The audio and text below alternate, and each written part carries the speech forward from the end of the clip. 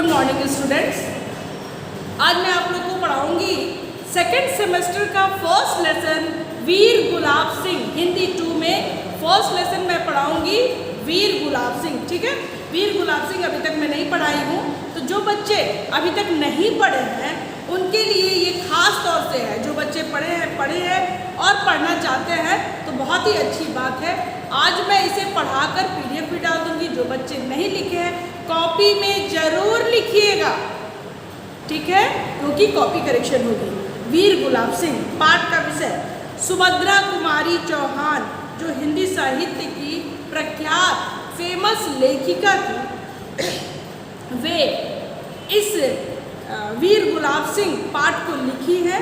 और उन्होंने यहाँ पर भाई की स्वतंत्रता, एक भाई की स्वतंत्रता, ठीक है, और भाई बहन का प्यार और देश की स्वतंत्रता के लिए भाई बहन के प्रति के कितने जागरूक है वे लोग। देश की आज़ादी के लिए दोनों भाई बहन कितने जागरूक है, यह चीज़ यहाँ पर दिखाया और दर्शाया गया है, ठीक है ना।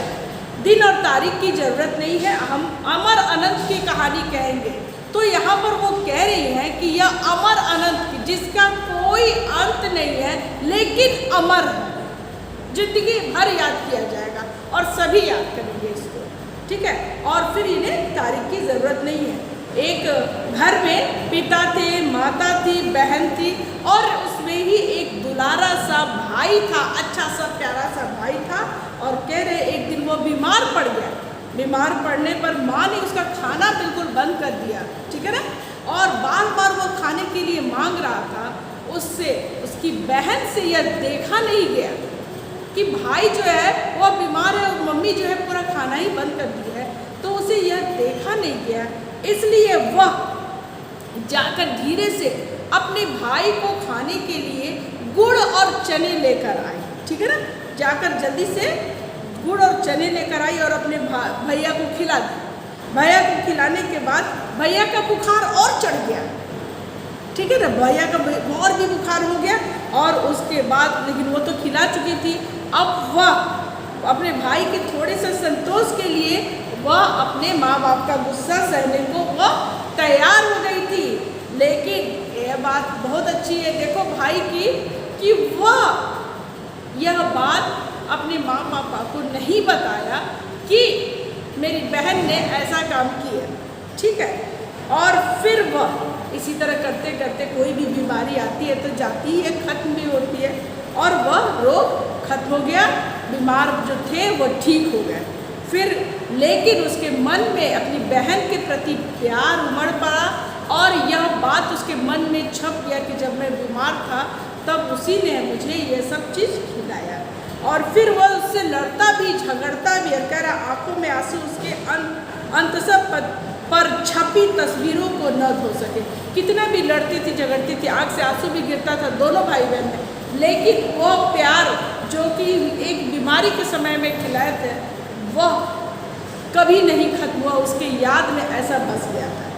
फिर एक दिन कह रहे ऐसी हवा चली कि मुरझाए हुए मनों में भी नई जान डाल दी। ये पूरा पैराग्राफ पढ़ के मैं सुनाती हूँ, ठीक है। जो मुरझाए हुए पौधों में भी ताजगी ला देती है, जो मुर्दा, एक ऐसी हवा होती है जो मुरझाए हुए मनों में ताजगी ला देती है और जो मुर्दा मन मनुष्यों में नई उमंग भर देती है। यह उमंगों वाली हवा थी।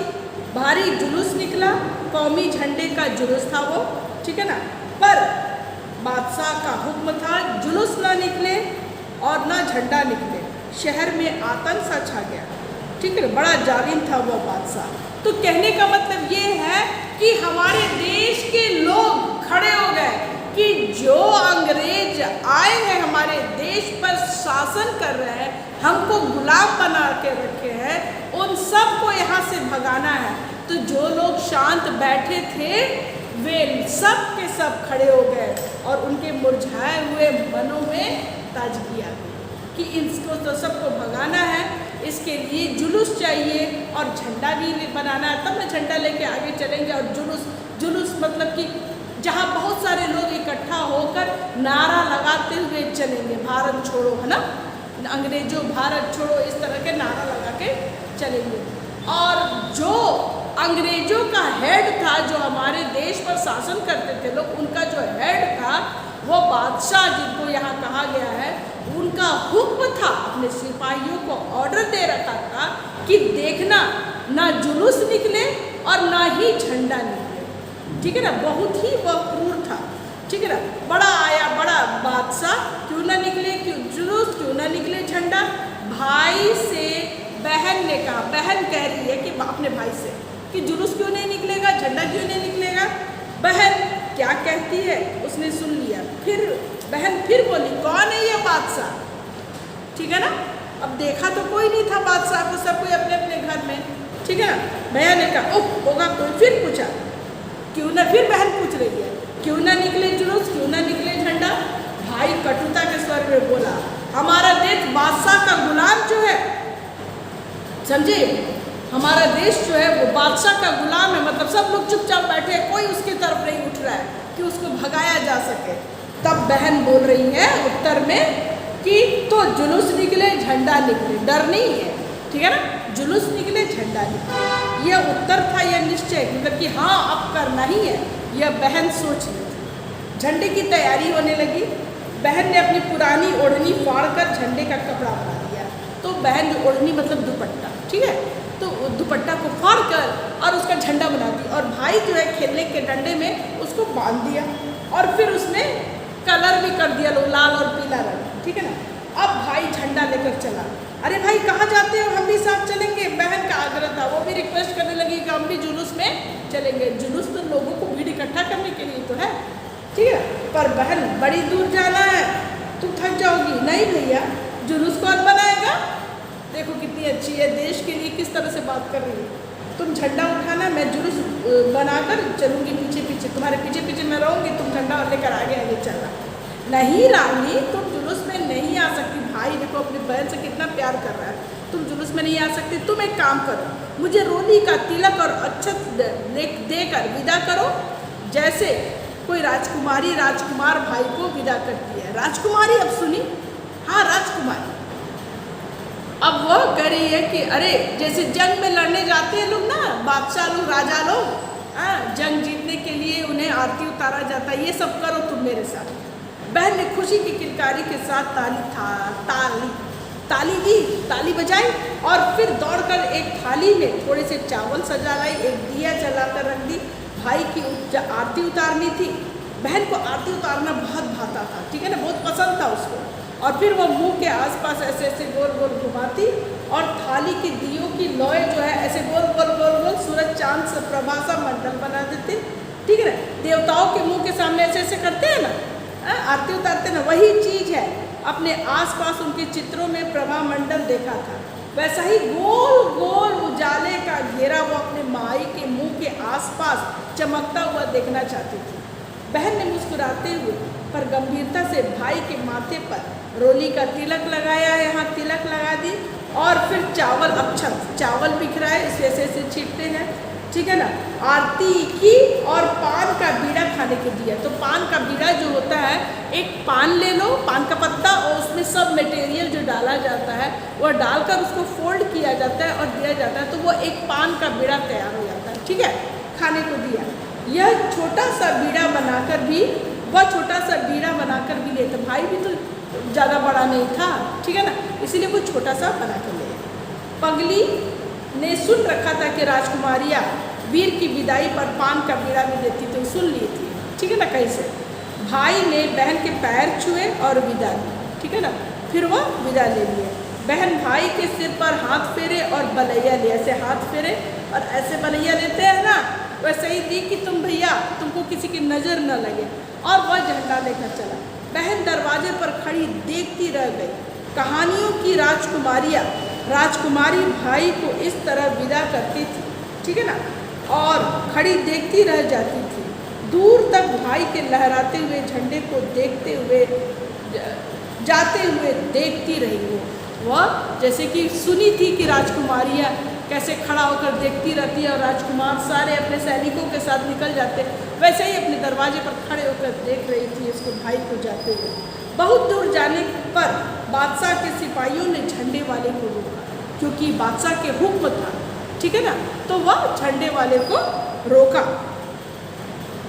पर वह नहीं रुका और बादशाह के सिपाहियों ने गोली चला दी। ठीक है, वह गिरा, हाँ झंडा उसके हाथ में था, गिरा लेकिन झंडा अपना नहीं छोड़ा था। ठीक है ना। गोलियां चल जाने पर किसकी हिम्मत थी कि सड़क पर जाता और घायल को संभालता। कोई भी व्यक्ति गोली चलेगा तो सब कोई अपने घर के अंदर भाग जाता है ना। ठीक है ना। उसी तरह सब अपने घर के अंदर भाग गए और उसे घायल को उठाने के लिए कोई नहीं पहुंचा। ठीक है ना। पर बहन ने उसको गिरते देख लिया था। ठीक है ना। बहन ने उसको गिरते देख लिया था। न जाने क्यों उसका दिल पहले से ही कुछ धक धक कर रहा था कि कुछ अनहोनी होने वाला। वह दौड़ पड़ी, अकेली दौड़ते हुए जा पहुंची। भाई खून से लथपथ पड़ा था, पुकारा भैया। भाई को देखिए खून से लथपथ पड़ा हुआ है, तुरंत पुकार रही है भैया। भाई के प्राण मानो यह अमृत वाणी सुनकर लौट पड़े। यह आवाज सुनकर वह लौट पड़ा, इस तरह से सुनाई दिया उसे, तू आई यह झंडा लेकर। भाई के मन में देश के प्रति जबरदस्त प्रेम था। वह देश को आज़ाद कराना चाहता है, इसलिए वो अपना झंडा मरते दम तक छोड़ा नहीं था।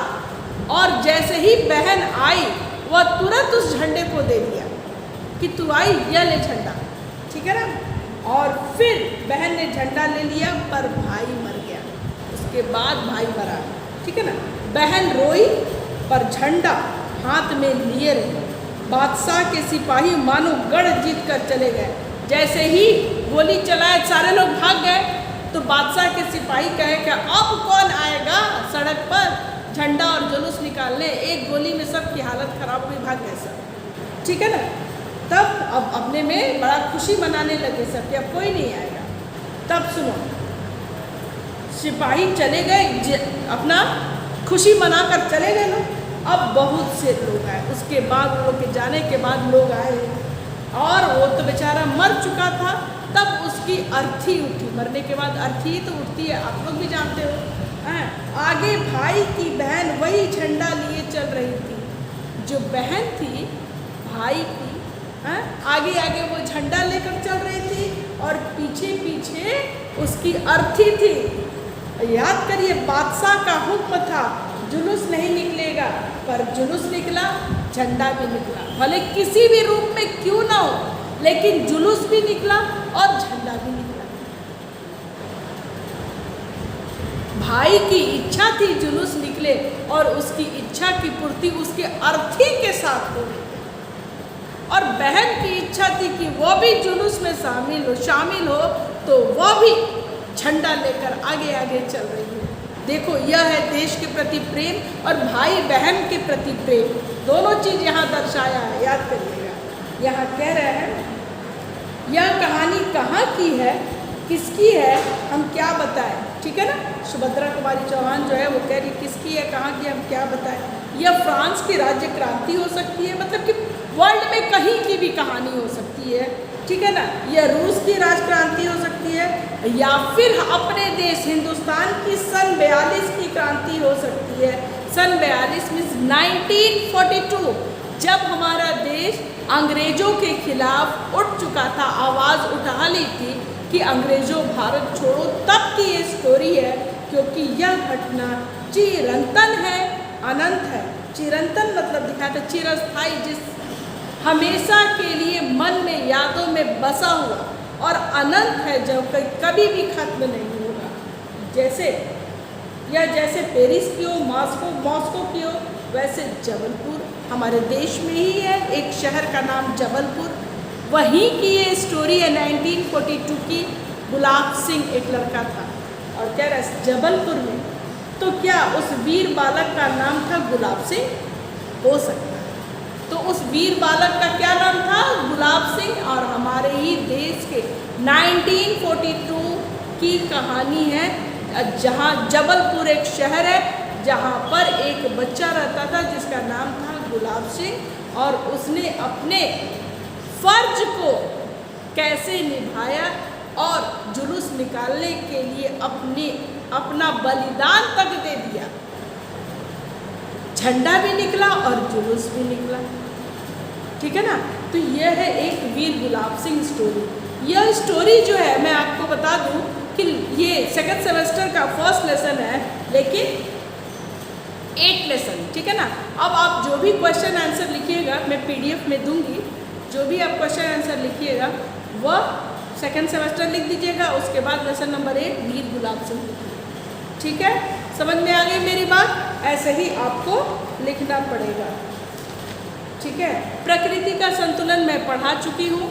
यादों का झरोखा पंडित जवाहरलाल नेहरू भी मैं पढ़ाई हूँ, आपको याद होगा। पंडित जवाहरलाल नेहरू में पढ़ाकर अपलोड भी कर दूँ, लेकिन पंडित जवाहरलाल नेहरू का PDF नहीं दी हूँ। तो कल मैं मैं सोच रही आज ही वीर गुलाब सिंह का भी दे दूँगी और पंडित जवाहरलाल नेहरू का भी दे दूँगी। तो मैं एक बात आपको बता दूँ कि वीर गुलाब सिंह बहुत से बच्चे लिख चुके हैं, ठीक है। बहुत से बच्चे लिख चुके हैं, जो बच्चे नहीं लिखे हैं आप ज़रूर लिख लीजिएगा। और साथ में, ठीक है ना, यादों का झरोखा, जो कोई बच्चा अभी यादों का झरोखा पंडित जवाहरलाल नेहरू नहीं लिखा होगा, सभी लिखेंगे, ठीक है।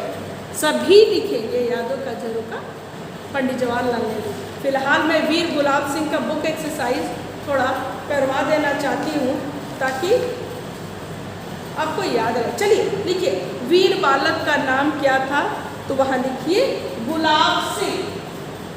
मौखिक नंबर 1 गुलाब सिंह।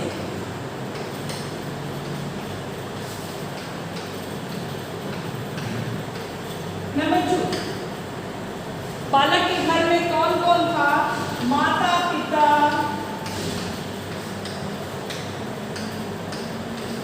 और उसकी बहन,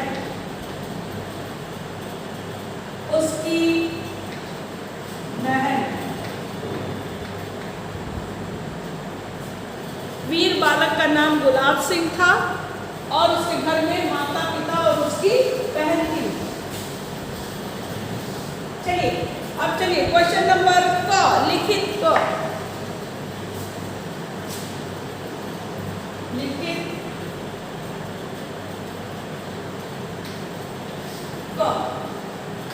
नंबर 1, ठीक है। बहन अपने भाई को खिलाने के लिए गुड़ और चने लाई, ठीक करिए ऐसे। नंबर 2, गुलाब सिंह की कितनी बहन थी? 1। और लिखिए ऐसे टिक करिए। नंबर 3, बादशाह स्वभाव से कैसे था? क्रूर, ऐसे टिक करिए। नंबर 4, भाई गुलाब सिंह ने किसके पैर छुए? अपनी बहन के, टिक करिए। नंबर 5, गुलाब सिंह कहाँ का निवासी था? तो जबलपुर, टिक करिए फटाफट लिखिए। तो अब चलिए नंबर 2, नहीं क हो गया, ख, बादशाह का हुक्म था कि जुलूस ना निकले। नंबर 1 सही है। नंबर 2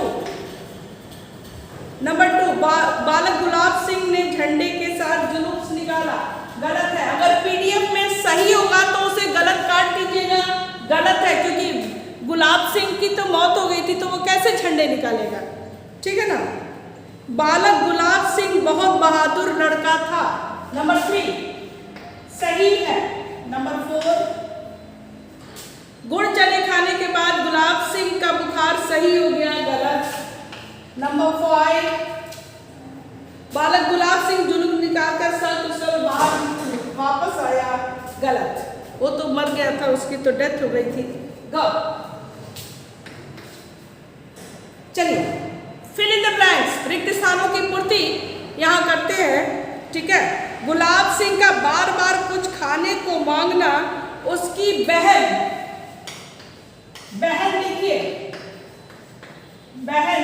नंबर 2 अपने भाई के संतोष के लिए माँ बाप का गुस्सा सहने को तैयार थी। ठीक है, माँ बाप। नंबर 3, राजकुमारियां वीर की विदाई पर पान का बीड़ा, पान का बीड़ा, ठीक है, पान का बीड़ा। और उसके बाद नंबर 4, बादशाह के सिपाहियों ने गोली, बादशाह के सिपाहियों ने गोली। नंबर 5, भाई के प्राण मानो या अमृतवाणी, अमृतवाणी,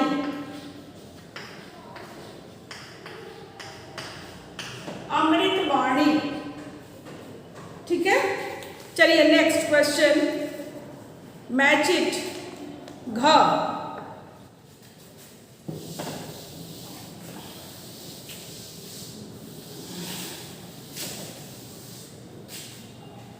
घ, मैच करिए। मां ने बालक का नंबर 1 का स खाना बिल्कुल बंद कर दिया था। नंबर 2, बहन ने बहन के प्रेम की वो बात यह सदा के लिए भाई के मन पर छप गई। यह। नंबर 3, एक दिन ऐसी हवा चली कि मुरझाए हुए मनों में भी जान आ गई। नंबर 4, ठीक है, बहन को आरती उतारना बहुत भाता था, बहुत भाता था। ठीक है, और नंबर 5, बादशाह के सिपाहियों ने झंडे वाले को रोका। ठीक है, अब चलिए अंगा पर चलते हैं। नंबर अंगा, किसने किससे कहा? नंबर 1, ठीक है, नंबर 1, बड़ा आया बादशाह, बहन ने भाई से कहा, बहन ने भाई से कहा, भाई से कहा। नंबर 2, तो जुलूस निकले झंडा निकले, बहन ने भाई से कहा, बहन ने भाई से कहा। नंबर 3, जुलूस कौन बनाएगा, बहन ने भाई से कहा।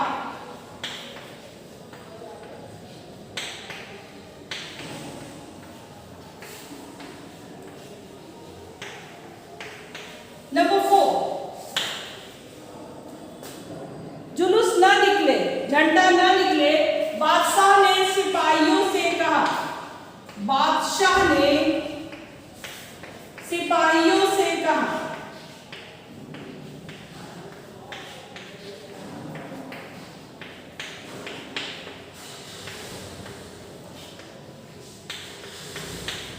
नंबर 5, तू आई यह झंडा ले, भाई ने बहन से कहा, भाई ने बहन से कहा।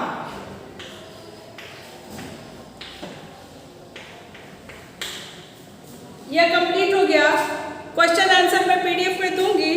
अब आया व्याकरण से, ठीक है ना, व्याकरण से चलिए शुरू करती हूं।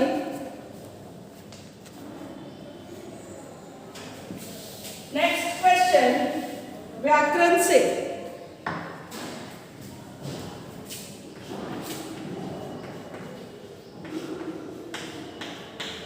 व्याकरण से दिखाई दिया, गुलामी, बीमारी, कटुता लिखिए। गुलाम, बीमार, कटु। नेक्स्ट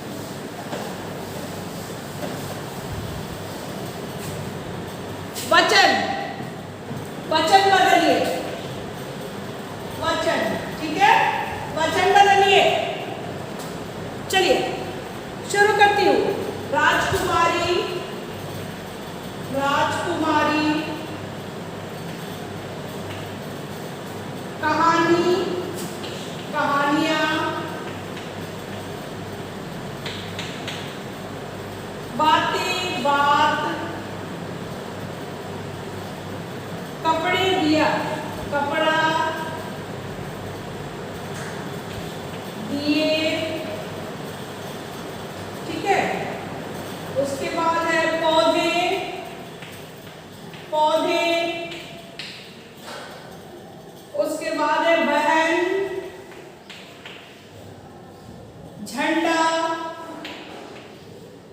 बिंदी सही जगह पर लगाइएगा, ये देखिए ड के नीचे बिंदी नहीं लगाइएगा। घटना दरवाजा, घटना दरवाजा,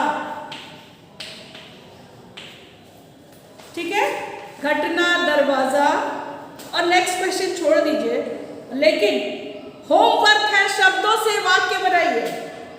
होमवर्क जो है वह शब्दों से वाक्य बनाइए, ये है, ठीक है, शब्दों से वाक्य बनाइए। अब आप यह इसका पीडीएफ में भेज दूंगी, आप जरूर से लिख लीजिएगा।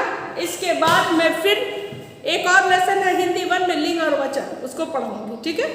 तब तक के लिए आप इजाजत दीजिए, पढ़ते रहिए। Good day.